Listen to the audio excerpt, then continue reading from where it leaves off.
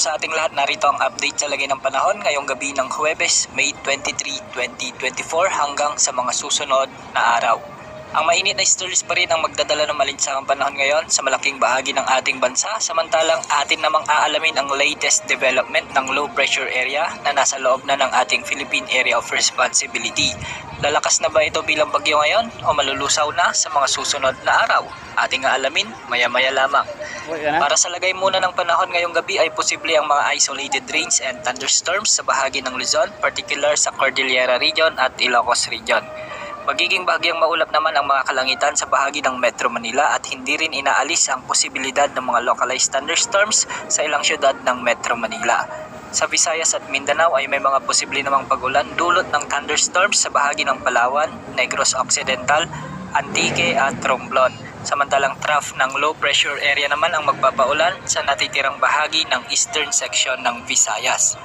May mga malawakang pag-ulan din ngayon sa halos buong Mindanao dahil sa pinagsamang epekto ng thunderstorms at trough ng low pressure area. Pinaka-apektado ng trough ng low pressure area ang Caraga Region sa Mindanao dahil sa patuloy na paglapit ng nasabing sama ng panahon.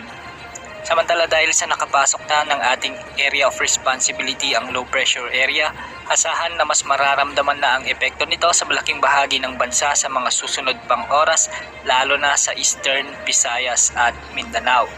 Ayon sa pinakahuling datos ng Pag-asa, nasa layong mahigit 600 kilometers na ito silangan ng Davao City, sa Mindanao o nasa mahigit 800 kilometers silangan ng Eastern Visayas. Sa mga susunod na oras ay posibleng i-upgrade na ito ng Pag-asa bilang tropical depression at papangalan ng bagyong Aghon o ang magiging unang bagyo ngayong 2024. Kung ating titignan ay malawak ang mga kalapang dala nito at posibleng makaapekto na ang trough o extension nito sa mas marami pang lugar sa Visayas at Mindanao ngayong gabi.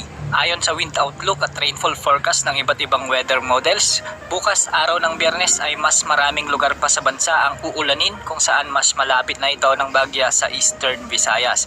Bukas ng hapon ay nasa mahigit kumulang 200 kilometers na lamang ang layo nito sa Eastern Samar, kaya asahan na mas magiging malakas pa ang mga pag-ulan na may dalang mga malalakas ding mga hangin.